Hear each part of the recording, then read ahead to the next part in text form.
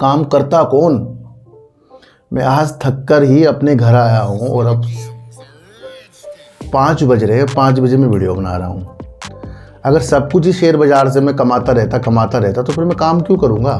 सोचो, सोचने वाली बात है। मकान लिया हो, अगर हम मकान लेंगे, प्लाट लेंगे तो हम एक साया देते हैं उसे कि भैया अगर ये 10 लाख का मकान है तो 1 लाख हमने जमा कर दिए और ये अब प्लाट हमारा हो जाएगा, हम जब तक के पूरे पैसे दे देंगे। तो कभी आपने देखा कि मदारी कोई खेल दिखा रहा है, या आपने कभी देखा होगा कि किसी 3 गिलास लेकर कोई बैठा है, उसमें एक बॉल वो रख देता है, इधर उधर करता रहता है कि अगर आप बता दोगे बॉल किस में है तो आपको इतने पैसे मिल जाएंगे। पर उनको मौका तो मिलता है ना कि भैया जब इतनी जल्दी में कुछ अच्छा मिल जाए तो फिर उस प्रॉफिट की बुकिंग की स्थितियां आपके सामने कैसे आती है, गिरावट होकर।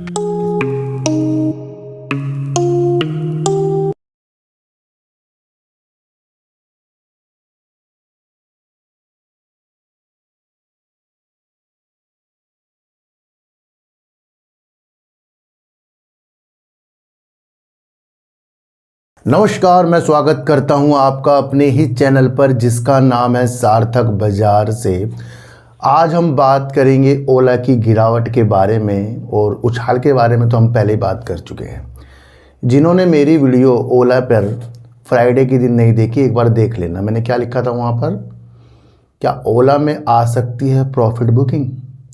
लाजमी है ना, जब इतना ज़्यादा शेयर भाग जाए तो कोई तो प्रॉफिट बुक करेगा ना। चलो कोई भी ना करे, हम जैसे ना करें, बड़े बड़े लोग तो करेंगे ना। इसमें सब हो सकते हैं भैया, जिन्होंने भी इन्वेस्टमेंट कर रखा है वो बड़े से बड़े हो सकते हैं। तो उनको मौका तो मिलता है ना कि भैया जब इतनी जल्दी में कुछ अच्छा मिल जाए तो फिर उस प्रॉफिट की बुकिंग की स्थितियाँ आपके सामने कैसे आती है, गिरावट होकर। किसी ने बेचा तभी तो गिरा, और जिसने बेचा प्रॉफिट में बेचा। तो क्या है ये कोई ऐसी विधि नहीं है कि जिससे ओला आप टेंशन में देखें। ये मैंने आपको उसी दिन समझा दिया था, फ्राइडे के दिन। वैसा हो गया ना, और नीति समझेंगे ओला की आज। दूसरी बात करेंगे जेपी एसोसिएट की और जेपी पावर की। क्यों करेंगे? क्योंकि आज भी जेपी एसोसिएट के ऊपर के अपडेट है, तो उस विधि को आज हम समझकर चलेंगे। तो कभी आपने देखा कि मदारी कोई खेल दिखा रहा है, या आपने कभी देखा होगा कि किसी 3 गिलास लेकर कोई बैठा है, उसमें एक बॉल वो रख देता है, इधर उधर करता रहता है कि अगर आप बता दोगे बॉल किस में है तो आपको इतने पैसे मिल जाएंगे, पर उसके लिए पैसा लगाना पड़ता है। तो जो उस खेल को देखता है तो वो तो यही समझता है कि मैंने तो देख लिया कि बॉल कहाँ रखी है, और जैसे ही पैसा उसके अंदर लगता है तो बॉल वहाँ निकलती नहीं। और जब बॉल वहाँ निकलती नहीं तो हम भ्रमित हो गए, पर भ्रमित होने के साथ हमारा क्या चला गया, पैसा चला गया। तो इतना आसान नहीं है ये शेयर बाजार, यहाँ भी कुछ ऐसा ही है।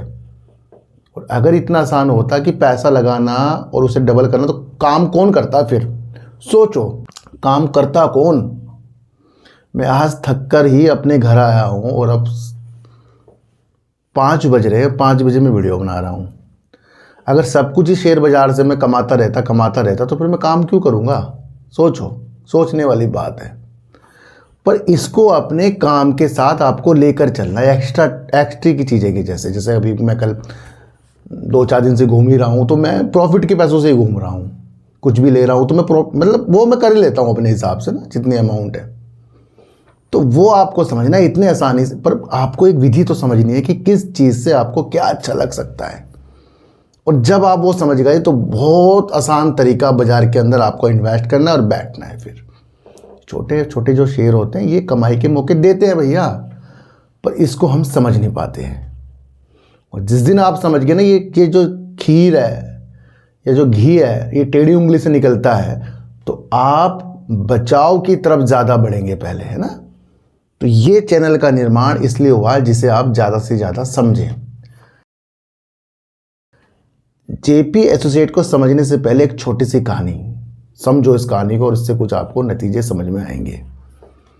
तो जब कभी आपके बड़ों ने या आपने ही कुछ ज़मीन की खरीद फरोख्त की हो, या कोई प्लाट लिया हो, मकान लिया हो, अगर हम मकान लेंगे, प्लाट लेंगे, तो हम एक साया देते हैं उसे कि भैया अगर ये 10 लाख का मकान है तो 1 लाख हमने जमा कर दिए और ये अब प्लाट हमारा हो जाएगा, हम जब तक के पूरे पैसे दे देंगे आपको। तो एक रेट तय हो जाता है कि भाई 10 लाख है इस मकान का। अब आपसे 1 लाख रुपए उसने ले लिए, उसके बाद कोई दूसरा बंदा आ गया और वो कहने लग गया मैं तो उसके 12 लाख दूंगा, तो क्या समझो कि वो 12 लाख में उसे प्लाट बेच देगा, आपके 1 लाख वापस कर देगा? बिल्कुल भी नहीं। जो पहले आएगा पहले पाएगा। तो वेदांता क्या रणनीति अपना रहे हैं? वेदांता अडानी से पहले आया और उसकी बोली को प्राथमिकता दी गई, लिखित में दी गई कि आप जीते हैं, आपकी सबसे बड़ी बोली है। और बयाना लेने के बाद क्या अब अडानी जी आए तो क्या अडानी जी बिल्कुल सीधे तौर पर वो जीत सकते हैं कानूनी लड़ाई? बिल्कुल भी नहीं। ये जितना आसान लग रहा है उतना प्रैक्टिकल अगर आप सोचोगे आपको बहुत भारी लगेगा। मैंने आपको क्या कहा ना, अच्छा कभी आपने सोना बनाया हो, गोल्ड बनाया हो, कुछ बनाया हो, तो जब आप गोल्ड बुक करते हैं तो जिस वक्त वो रेट चल रहा है उस वक्त का होता है।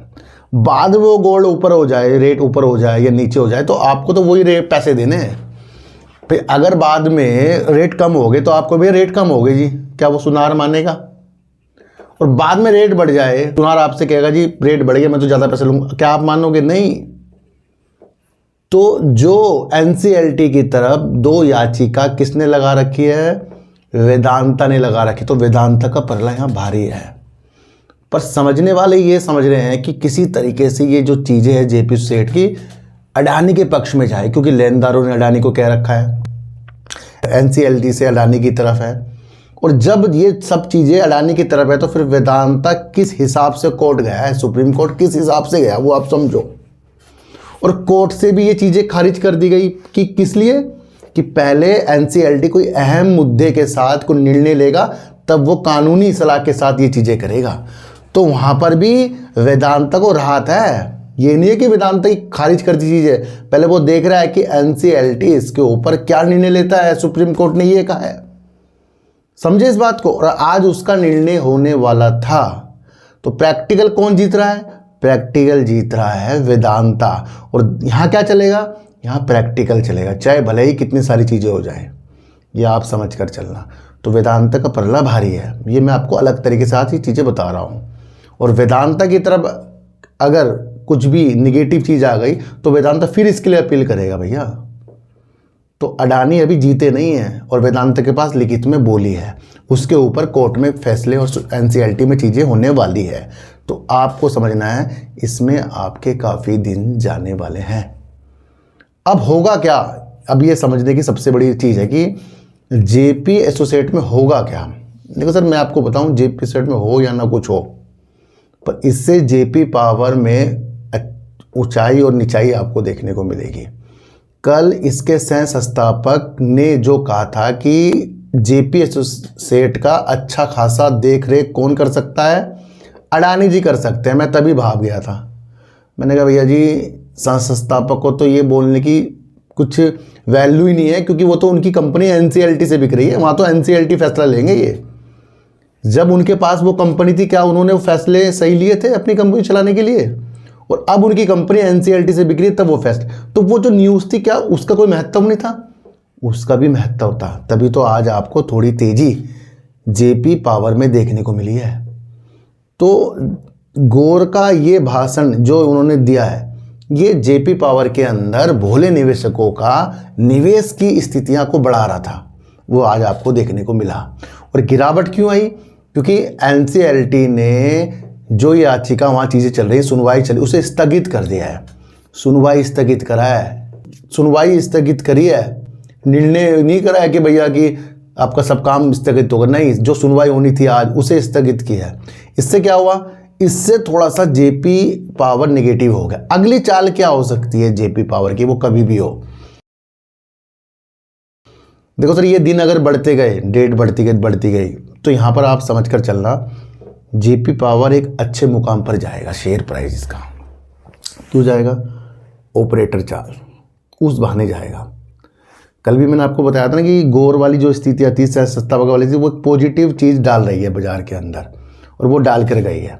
मैं ये तो नहीं कहा था कि गिरेगा, कल मैं की वीडियो देख कर आना। तो मैं वो चाल समझ रहा हूँ जिस चाल से बाजार चल रहा है। अब आगे की चाल मैं आपको बता रहा हूँ। जेपी पावर जो है ऊंचाई नीचाई करके बढ़ेगा ऊपर की तरफ, पर जब वो अंतिम फैसला आएगा, देखो होना इसके अंदर मैं आपको बता दूं, जेपी पावर के अंदर कुछ नहीं है, ये आप समझ कर चल रहा कि आप सोच रहे हो ये बहुत आपको पैसा बना कर दे देगा, नहीं, इसमें चाल चलेगी बहुत ज़्यादा। तो इस स्टॉक से आपको बहुत ज़्यादा संभल के चलना है। मैं ये नहीं कह रहा हूँ उसे निकलना है या बेचना है या ख़रीदना है, पर इससे संभलना है, क्योंकि ये न्यूज़ बेस चल रहा है, चीज़ें चल रही हैं। और प्रैक्टिकल चीज़ें अगर देखें तो वेदांता ऊपर की बोली लग रही है उसकी, जिस हिसाब से मैंने आपको समझाया। भाई सोना खरीदोगे, बयाना दोगे, तो ये सब चीज़ें जो है ये आपको समझनी चाहिए, है ना। तो जेपी पावर आगे जाकर आप कुछ रणनीतियों के साथ हमें फंसा सकता है, इतना सा आपको समझकर चलना है। एनसीएलटी ने वेदांता अडानी जेपी एसोसिएट की बोली की सुनवाई स्थगित कर दी है।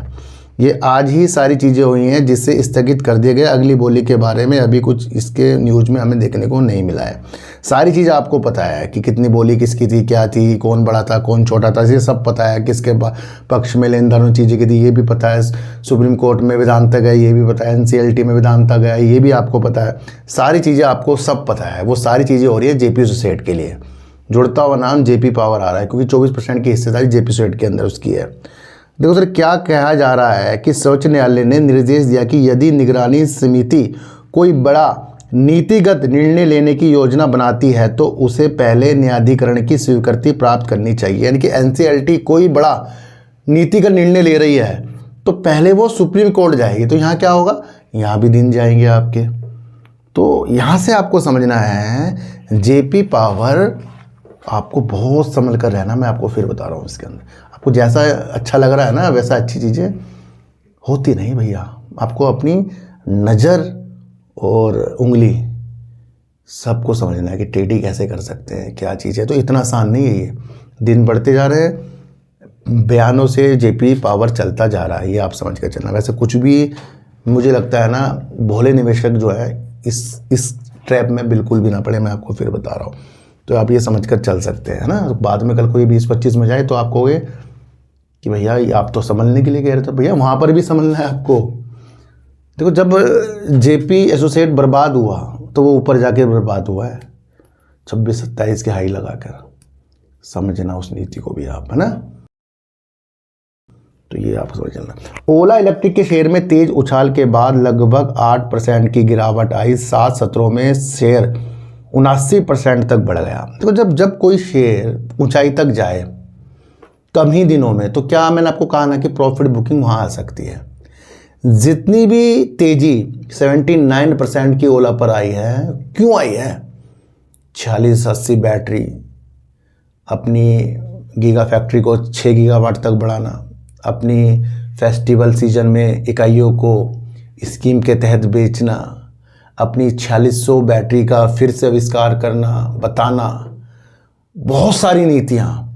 सर्विस के ऊपर पॉइंट अच्छे करना, 80% उसी दिन काम को कर देना, सर्विस सेंटर को मजबूत करना, पार्ट जो थे वो भी सुचारू रूप से होना। तो ये क्या दिखा रहा था? ये तो तेजी ऑटोमेटिकली दिखा रहा था। जब किसी शेयर के अंदर तेजी और गिरावट आपको समझ में आ जाए कि क्यों और ये क्या आ रही है, तो आप कंपनी को भली भांति जानते हैं। आज अगर ओला गिरा है तो ये खराब नहीं हुआ है। क्यों? क्योंकि ये तो प्रॉफिट बुकिंग है। क्या आपको देखने को मिला कि इनकी गाड़ी टूट गई जी, इनकी गाड़ी में आग लग गई, 22 वाले, कुछ भी ऐसा तो नहीं आया ना। गिरा क्यों है? क्योंकि प्रॉफिट बुकिंग आया और Q4 आने वाला है। तो ये अभी आपको समझकर चल सकते हैं। दूसरा, कंपनी ने बहुत महत्वपूर्ण अपडेट दिया है। ओला इलेक्ट्रिक स्कूटर ने 320 किलोमीटर की रेंज वाला ओला का नया स्कूटर S1X प्लस लॉन्च कर दिया, जो 1 घंटे में 125 किलोमीटर की टॉप स्पीड के साथ आता है। तो ये देखो, ये सब चीज़ कर दिया। इसके अंदर कौन सी बैटरी लग रही है? इसके अंदर 4680 बैटरी, जो इनकी भारत सेल की अपनी एक बैटरी है, वो इस स्कूटर में लग रही है। 15 अप्रैल 2000 इनकी शुरुआती कीमतें 1,29,999 लॉन्च किया था, वो 15 अप्रैल तक है। बाद में ये कीमतें बढ़ सकती है। तो देखो, एक धमाका ओला के अंदर कौन सा होना है? वो है ना Q4 के अंदर, जब ये अपनी यूनिट के बारे में बताएंगे। किसी भी कंपनी को मैं फिर बता रहा हूं, अच्छे होने में समय नहीं लगता, बेकार होने में भी समय नहीं लगता। सब खेल है यूनिट के बिकने का, सब खेल है सेल का, सब खेल है रणनीतियों का। और वो रणनीति आपको समझ कर चलनी पड़ेगी। क्या कोई कंपनी 20 रुपये 10 रुपये भाग कर दिखाए तो उसे इतना भी हक नहीं कि 3 रुपये गिर जाए, वो भी प्रॉफिट की वजह से, है ना। तो इसके अंदर भी आपके जो चीज़ें हैं लंबे समय तक चलने वाली, क्योंकि ओला अब उभर रहा है। कोई भी ऐसी गिरावट की न्यूज़ नहीं है जिससे ओला आज गिरता हुआ आपको दिखा कि भाई इस न्यूज़ से गिर गया, तो हम क्या समझेंगे कि भैया प्रॉफिट बुकिंग आ रही है। तो ये आप समझ कर चल रहा। एक और ओला को बहुत राहत मिल गई है, बॉम्बे हाई कोर्ट से इनको एक बड़ी राहत मिल गई है। ओला इलेक्ट्रिक मोबिलिटी स्टॉक प्राइस ओला इलेक्ट्रिक को मिली बॉम्बे हाई कोर्ट से बड़ी राहत। भैया इनके ऊपर केस तो चल ही रहे थे ना कि उपभोक्ता में ये चल रहे थे, ये नहीं सर्विस वो सर्विस, तो उसका ये मामला है। ओला इलेक्ट्रिक मोबिलिटी को बड़ा कानूनी राहत मिली है। बॉम्बे हाई कोर्ट की गोवा पीठ ने 20 जनवरी और 4 फरवरी 2026 को जारी आदेशों को कैंसिल कर दिया। के पर आदेश थे, जमानती वारंट के आदेश थे भावेश अग्रवाल के ऊपर, सीईओ के ऊपर, वो सब खारिज कर दिया है। क्यों कर दिया है तो इसके ऊपर भी कंपनी कुछ बताएगी। देखो सर, हाई कोर्ट ने अपने फैसले में कहा कि जिला उपभोक्ता विवाद निवारण आयोग ने अपने अधिकार क्षेत्र से बाहर जाकर यह आदेश पारित किया था कि इस फैसले के बाद कंपनी और उसके टॉप मैनेजमेंट को बड़ी राहत मिली है। कोर्ट के इस निर्णय को महत्वपूर्ण माना जा रहा है। तो ये दो अपडेट बहुत मजबूती की तरफ ओला की आ गई है। अब ओला के बढ़ते कदम मैं आपको कह रहा हूँ दूर तक तो दिख ही रहे हैं, क्योंकि सब सकारात्मक चीज़ें हमारे सामने हैं, कोई भी निगेटिव चीज़ नहीं है।